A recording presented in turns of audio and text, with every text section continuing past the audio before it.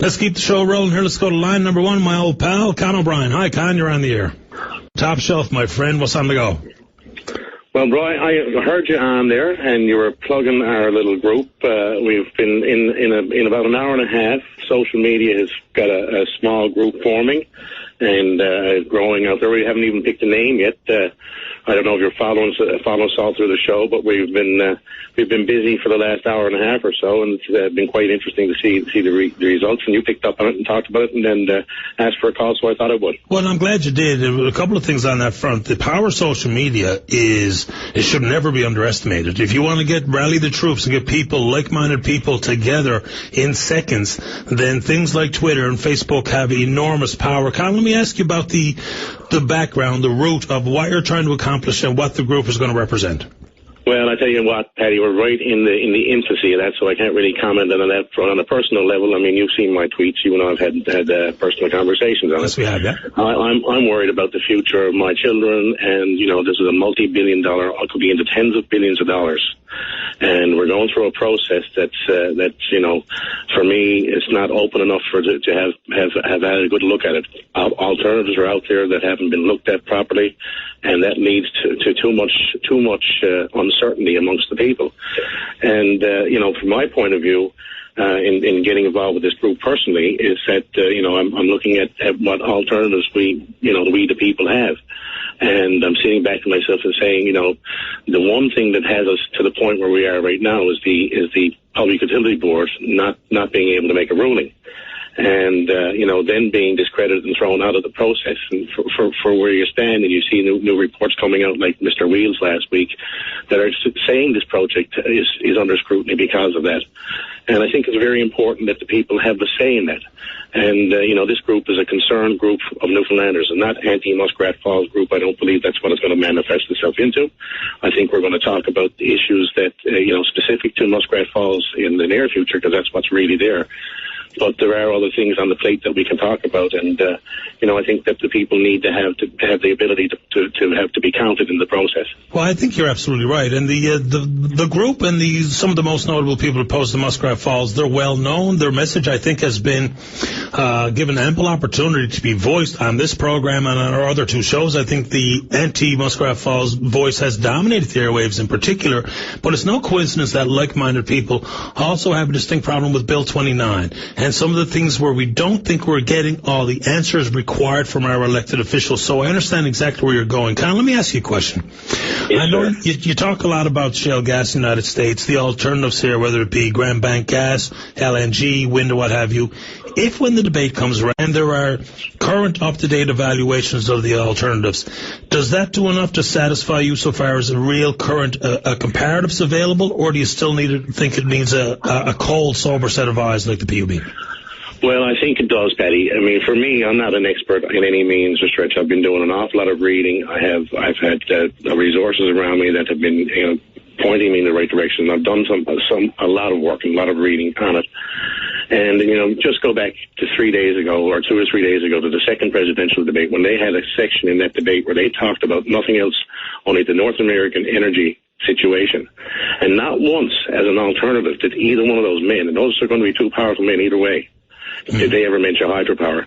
And that's because hydropower in this continent, for the near future and for a long time out, is going to be very expensive compared to the gas generation from shale gas and that's going to be in the United States.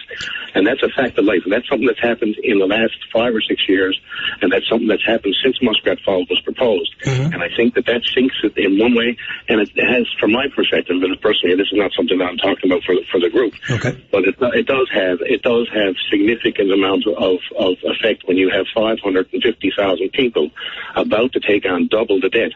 We could conceivably be, upwards of $20 billion in our debt. And if you can look at problems like Ontario that has $13 billion and millions of people to help pay it off, we're in big trouble if it's wrong. Con, when we look at the alternatives compared to Muskrat Falls, do you give any balance or measure to, say, the long-term future of either or power generation source? So let's say hydro. Once there is the big, and it is, without question, enormous capital expenditure, when that gets paid off, compared to what would be continued volatility, reliance on on something that is volatile in the market like gas. You point to shale gas. Since that has been part of the so-called revolution down south, it has gone from less than $2 per MMBTU to yesterday morning, I think it was $3.49 is where it closed. So then, of course, we know that if more people are using it, and it is a dwindling resource, a finite resource, then of course people will end up having to pay more for it because of the consumption, supply and demand. So do you give any merit to the concern of the volatility of that price? That could reach at some point during the repayment of Muskrat Falls $15, $18, $20 per MMBTU, of which we will be slave to, as opposed to what could be predictable, set firm costs of Muskrat Falls with an eventuality of having generation costs virtually nil.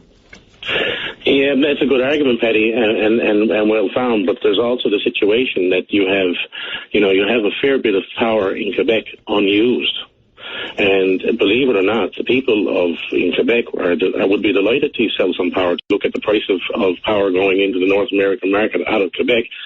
My understanding is that they're able to sell it through Quebec into PEI, and they're doing it presently at 6 cents a kilowatt hour wholesale prices. And that's, I'm not an expert, but, if they can put it down to PEI, they can put it down to Nova Scotia, and they have a fair bit of it, 5,000 megawatts that they're not using right now, and potentially more. So, the need for us to go spend billions and billions of extra dollars now, when we can hold our fire a little bit and hold our powder and hold on to that wonderful money that we put aside from the oil profit to help to build the place and develop. There's an oil field on the Grand Banks that can serve our purposes for probably a couple of 100 years. Puts us into that game. We are in the oil and gas business. We've been in it for many, many years now, and all of a sudden we're turning our backs on it and not even asking a question of whether this can be done properly or not, and we're going to rely on some reports that have been done at the 11th hour, and there's been hundreds of millions of dollars spent. Yeah, listen, it's been handled poorly right from the get-go. That is the insanity, that is a fatal flaw of Muskrat Falls, that wasn't looked at properly. When you discredit that on a 10-year-old study that didn't look at the actual generation of using gas for generation and us bringing it from the Grand Banks, that leaves a huge hole in this whole process. That leaves an awful lot of questions. And once the Grand Banks are over, and the Huskies of the world and all those people are gone away from there with their machinery, that leaves that gas and that resource gone forever. But that's only no different. But that's only if the price remains so low that they won't come back and get it, because my opinion on hydrocarbons is oil and gas companies internationally will extract and produce every single hydrocarbon on the planet until they can't find any more. So I see your point, but I think if gas was $18, they'd be back to get that. If you read what's happening in this world, because of the situation in America, and right now it's happening in almost every country on Earth. Shale gas is there. It's going to be there for thousands of years. It's the biggest thing since fire. But the price will go up, though, Con. You know that to be true. That's the economics of it. Paddy, put it in terms of what it costs right now. If you use the price point of natural gas at the moment and compare it to a barrel of oil, we're talking $15 barrel of oil. That's what it costs right now. So even if it goes up to 100% or 200%, we're not even close to the $90 or $100 per barrel of oil for a very long time. Unless the Israelis and the Iranians go at it. See, there's so many variables that I understand your point. That doesn't matter. They can do what they like now because that's the price of a barrel of oil, though. No, but never mind that, because America is going to be self-sufficient, sir. That could be. They're going to be able to. They're not going to have to spend trillions of dollars to protect the economics of it. Protect the economics of it are absolutely tricky on all the alternatives. So last question before I'm mandated to go to my break. If it went back to the PUB and they hired whoever to be the expert, and their recommendation at the end of the day was to proceed with Muskrat Falls, will that deflate and offer you the protection that you've been looking for, or is there still, based on how it's been handled by the government so far, no appeasing or convincing or speaking to those who have been so vocal in opposition to Muskrat Falls? Well, personally, at this point in time, and I think that, with all due respect to the whole process, it is the only situation situation that gives the public, the individual, everyday ordinary Newfoundlander and Labradorian and future generations, Patty. We're not talking about me and you and the boys, you know. We're talking about your children and your grandchildren. That's who are really going to pay for this. You look at how this is getting financed, and you look at the burden that they're going to have to absorb. This is an intergenerational inequity that we could put on them. If it's right, it's right. And if it's wrong, it's wrong. That's as simple as I can put it. And for us to be able to have at least the transparency of the Public Utilities Board involvement in it, over in Nova Scotia, where they're going to spend very little to get involved in this project, and they're going to set themselves up to be another Hydro-Quebec in many ways. They're going to have full review. That may overstate. We have to wait to see if they're going to be involved. We have to wait to see what the federal government of Canada is going to do for us. If the federal government of Canada is going to offer us money if we go bankrupt, Betty. Yeah, there'd be no such thing, though. See, that's the example. I know that there's no such thing, but they're promoting that on it being a renewable green project. And there's nothing renewable or green about putting that burden of 550,000 Newfoundlanders presently and our future generations. What really matters is if it's that green and that renewable and helping out this country, let's see their checkbooks. Where are the checkbooks?